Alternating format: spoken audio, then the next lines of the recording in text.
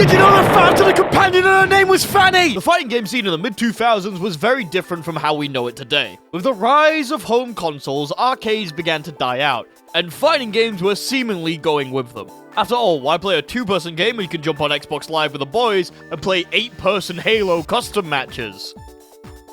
I was a Call of Duty kid, I never played Halo. Because of this, alongside multiple other factors, fighting game developers began throwing their franchises into other genres in order to keep some form of relevance in these dark times. Some of these games were good.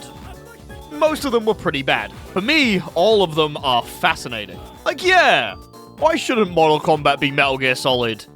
But terrible. Of course, though, the ones that interest me the most are the Guilty Gear spin-offs. The mid-2000s was a weird time for Arc System Works. It was just before they lost the rights to make Guilty Gear stuff, but it was still in the fighting games are fucking dying era. In fact, Guilty Gear wasn't really a thing outside of Japan. So what spin-offs do you make for a franchise that doesn't have a massive international reach?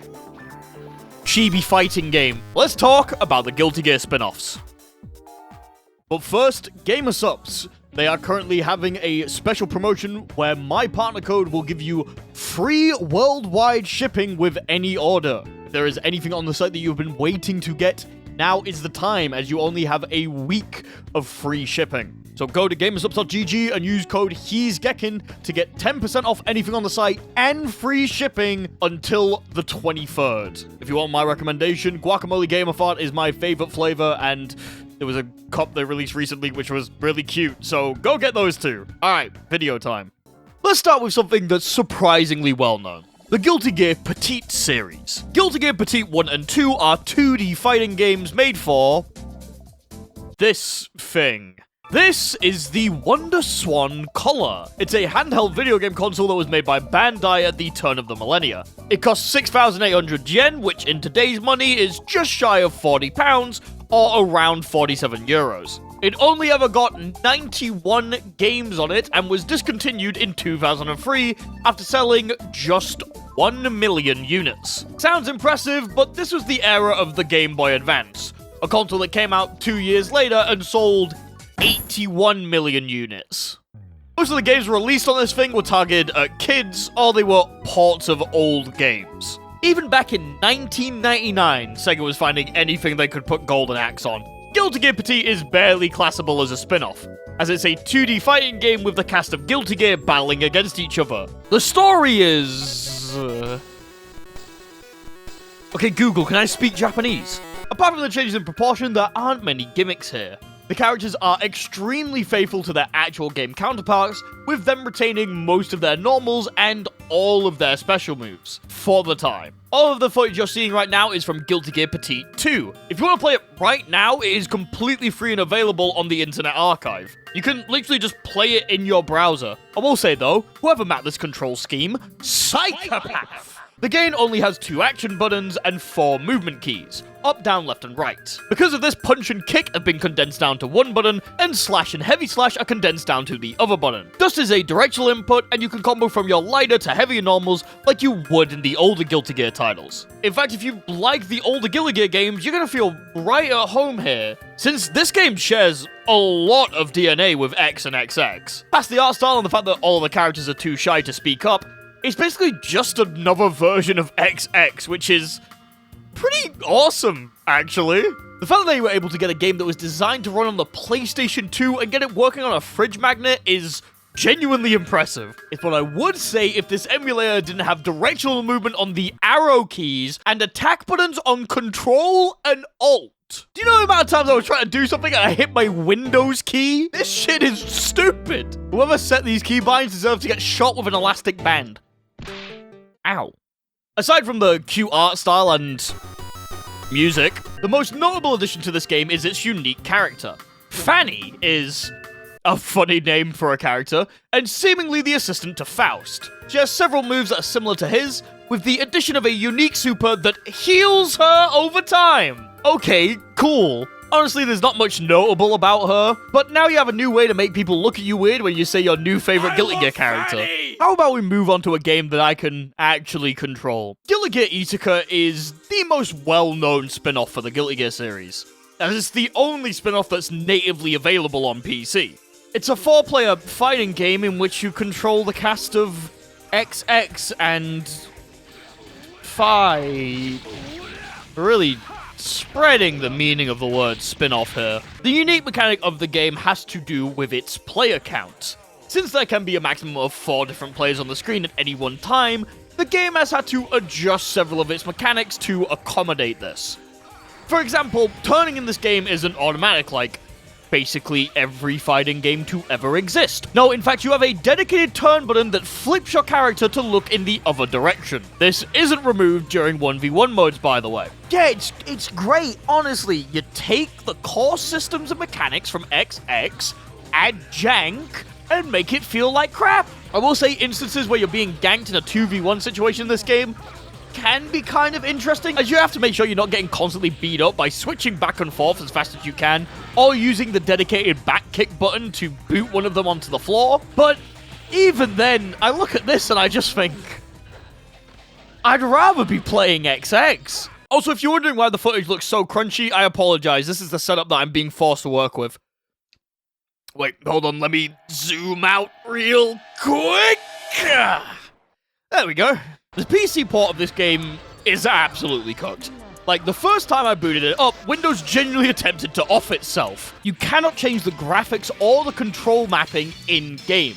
Instead, you have to use this early 2000s external menu. This isn't uncommon for games that came out around this time. In fact, I remember using similar menus when I was playing MBAC. But since there's basically zero community support for this game, I highly doubt it's ever going to get updated or a community mod is ever going to be made to fix this thing. You have to assign every controller in this menu, and while you can adjust some of the graphic settings, you cannot choose a resolution. So you are constantly stuck at this.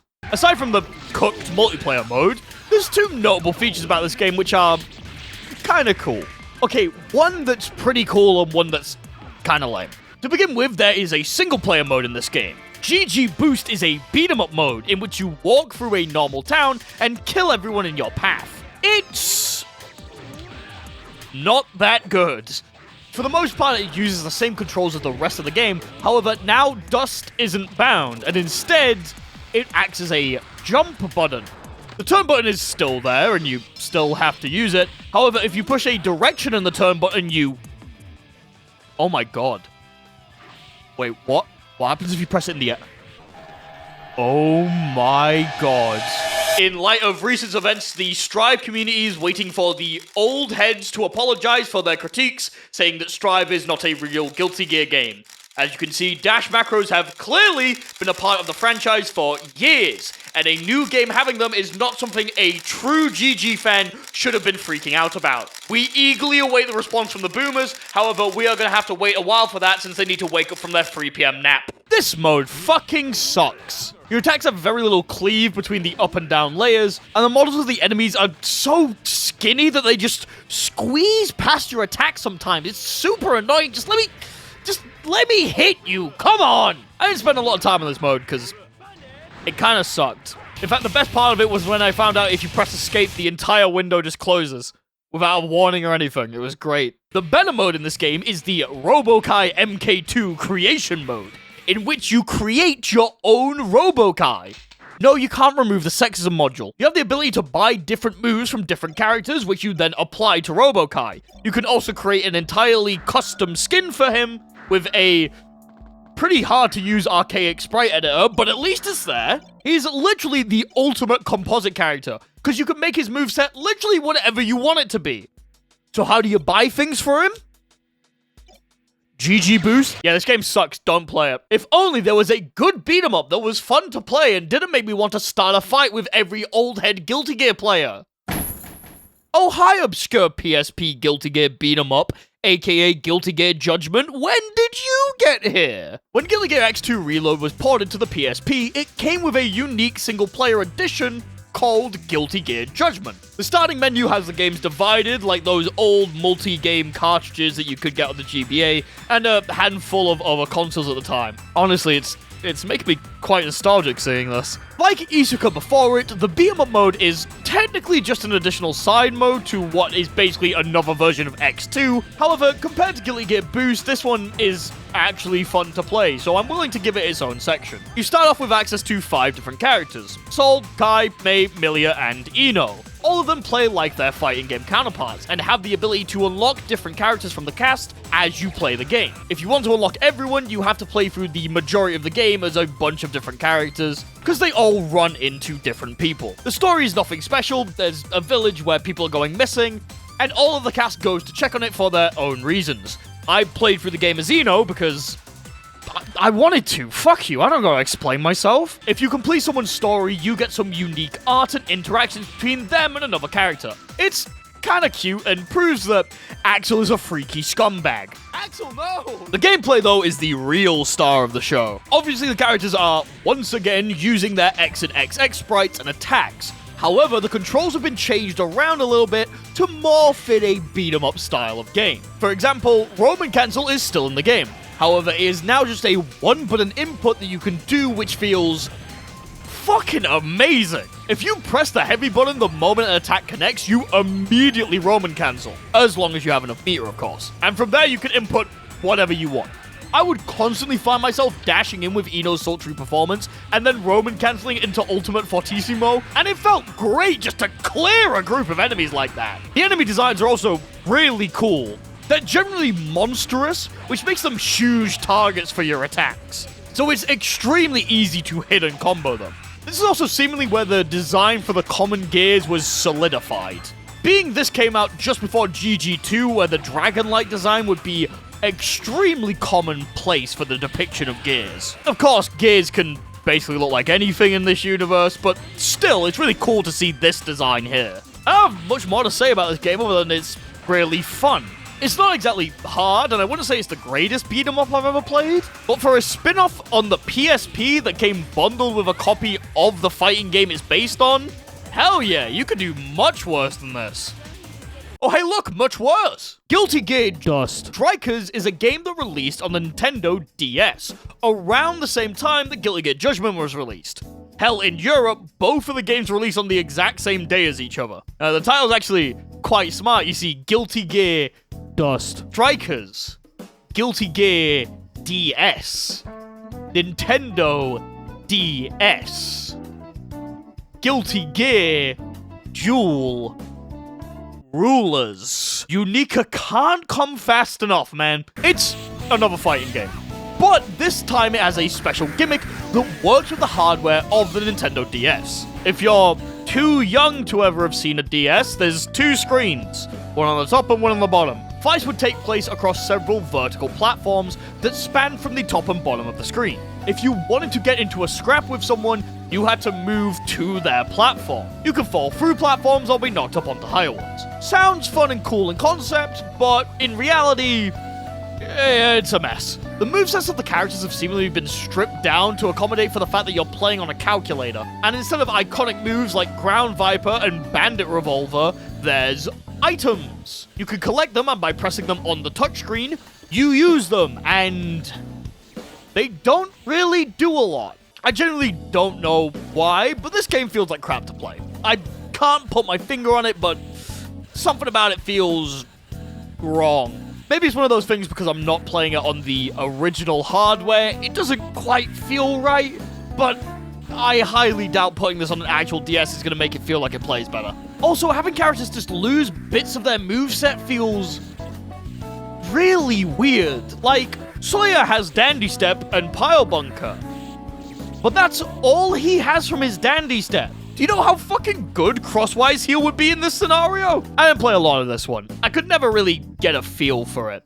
Felt like someone was trying to do an impression of a family member. It just felt wrong. Now, before we go on to the final game, did you know there's actually a piece of lost Guilty Gear media? And before you say anything, no, I don't mean the pachinko machine. We know more about that game than this one. Around the time of Judgment and Dual Strikers, there was another Guilty Gear game released for the iMode. Now, the iMode wasn't a device of sort. It was more like a mobile service provider that worked with Japanese phones. If you had a compatible phone, you could use the iMode like you would use data on your smartphone, just with way more restrictions. This was 2006, remember? Stuff wasn't that advanced yet. Hell, the iPhone wasn't even out. One of the services they offered was games that you could play on your phone. I'm not sure if you could download it to the phone or if it was streamed. Most likely you could download it to your phone, but Guilty Gear actually had a game on this. In 2006, you could play Guilty Gear Raid of Arms through iMode. Unfortunately, there's not actually a version of the game that we can play right now. However, thanks to the efforts of a couple of preservationists, we actually have screenshots of the game, and confirmation that it does exist. It seems like it was a port of Guilty Gear 1 with some added characters. The characters are actually the enemies that you would fight in Guilty Gear Judgment, which is pretty cute. I'll leave a link to the Guilty Gear wiki down below so that you can see all of the information we have on the game. There's not a lot, but it's still pretty cool to see. And finally, we made it to the last spin-off that Arxis ever made for Guilty Gear. Granted, I'm sure at some point we'll get something non-fighting game related for the franchise. Lord knows they love to slap Soul Bag onto whatever they can nowadays. But for now, this is the latest spin-off of Guilty Gear, and its name is Pro Jumper Guilty Gear Tangent? It is a 2D platformer made for the DSi, released in the middle of 2010. You play as Chimaki, in which you try to make it to a hot spring in each level, during which you must defeat your rival's subordinates who are attempting to stop you from reaching the bathhouse. I'm sorry, what the fuck is this? Where's anything? Like, Chimachi has shown up in Guilty Gear games before, but always as a background Easter egg character. Why is he front and center here? Where's any of the actual Guilty Gear cast? What the fuck is happening? Oh, wait, it came out in 2010. Ah, that explains it. If you'd like to know more about why that's important, go check out my video on the first BlazBlue game and learn how Arxis lost most of the rights to Guilty Gear, and because of that, they couldn't make a game for it that wasn't... yeah. Anyway, thanks for watching. Make sure to like and subscribe. Let me know if there's any other fighting game franchises that I should check the spin-offs for down in the comment section below. I appreciate you sitting to the end of the video. Here's the Patreon read. Have a good night, everybody. As always, a very special thanks to 64 MHz, Akechi Crow, Almost Naptime, Angel OS, Axel Oil Syndicate, Botchy the Rock FGC, Daniel Wiedericht, Edison Lottery, Fexo, FL Maxler, Games.png, I Am Naota, It's Riley, Knife and Spoon, Kofferpring, Critty Cat, Beige Paladin, MP04, Hoffmeister Bear, Mr. Glenn, NK Earmath, Ray W, Sergeant Cubby, Shorty Ree, Slimy Gal 42, Super, Forcon, and Velvet Poppy for being Tier 2 patron supporters.